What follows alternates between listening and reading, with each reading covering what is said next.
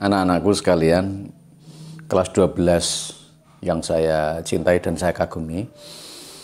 Dalam pembelajaran daring ini kita akan membahas tentang satu, pengertian, dua, struktur, yang ketiga jenis, dan yang keempat adalah ciri.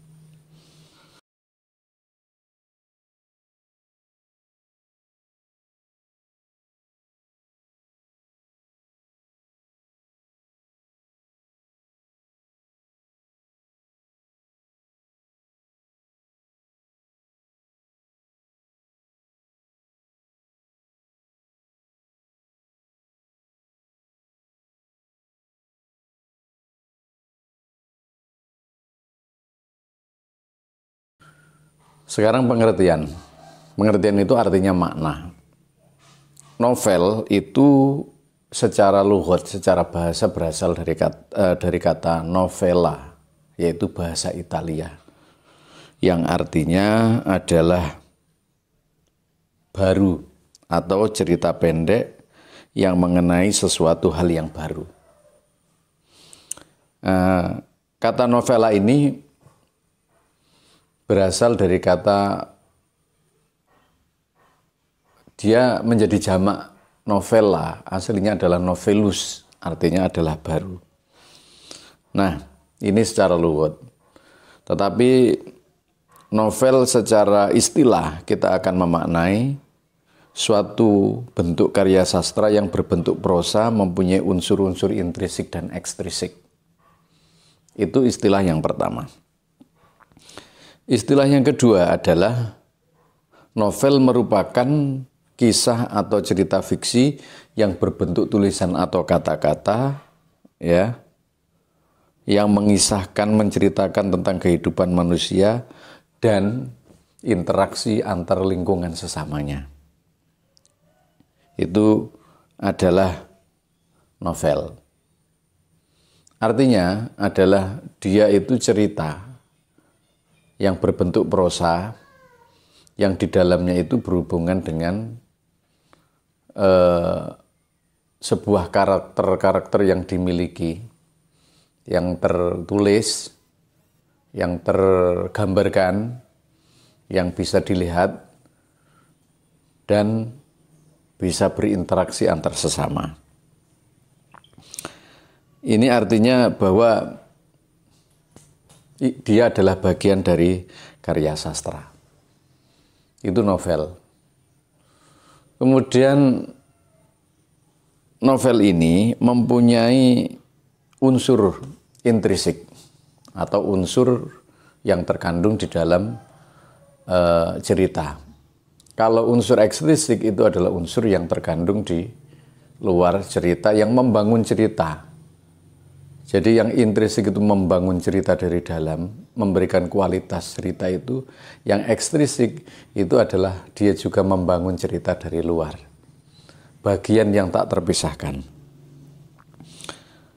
Unsur intrinsik yang pertama adalah tema. Apa tema itu? Gagasan pokok yang ada di dalam cerita.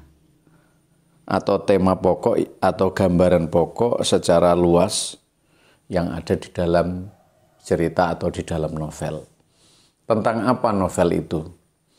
Pamannya tentang kisah yang menyedihkan, tentang asmara, tentang kasih tak sampai dan lain sebagainya. Tentang tujuan yang belum berhasil dan lain sebagainya. Itu namanya adalah tema. Jadi tema itu adalah tentang apa cerita itu. Secara garis besar, itu tema. Kemudian yang kedua adalah tokoh dan penokohan. Kalau tokoh itu adalah orangnya, di situ ada protagonis, antagonis, dan tritagonis.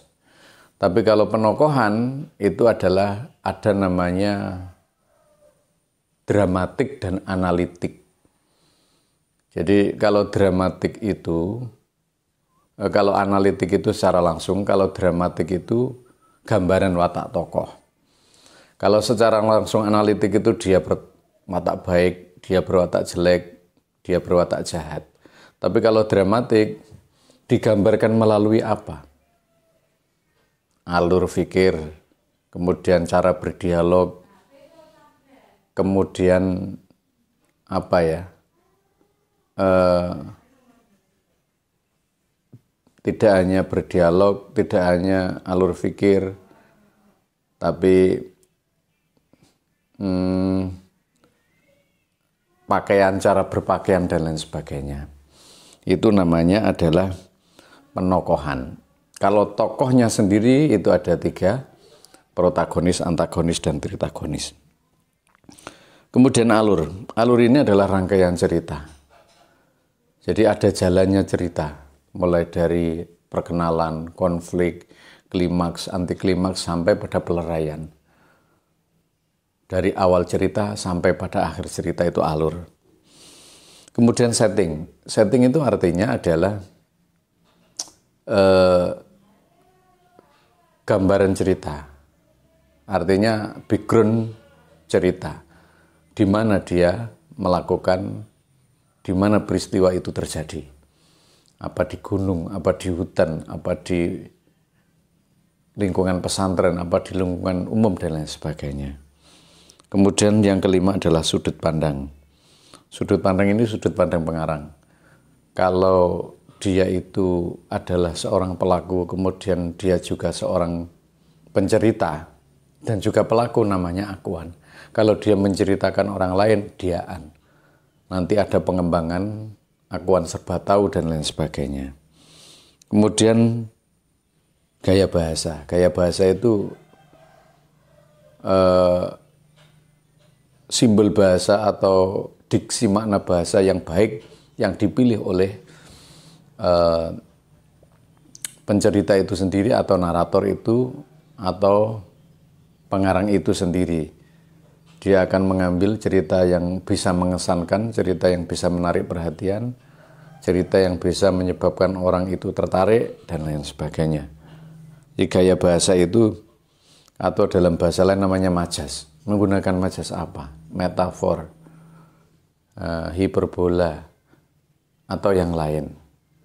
Justru gaya bahasa ini akan menarik perhatian jika seorang pengarang bisa dan mampu untuk membuat gaya bahasa dengan diksi yang baik. Yang terakhir nomor 7 adalah amanat. Amanat ini penting karena tanpa amanat maka cerita itu akan kosong. Amanat itu adalah kesan pesan dari cerita yang ada. Setelah melihat cerita itu, apa yang kita ambil pelajarannya? Bagaimana cara mengimplementasikan cerita itu menjadi hal yang bermanfaat? Ini kita hanya sampai pada satu pengertian. Yang kedua adalah unsur intrinsik di dalam novel itu. Kita akan berjumpa kembali dalam acara dan pembelajaran yang sama. Wallahu muwaffiq ila aqwamit thoriq. Wassalamualaikum warahmatullahi wabarakatuh.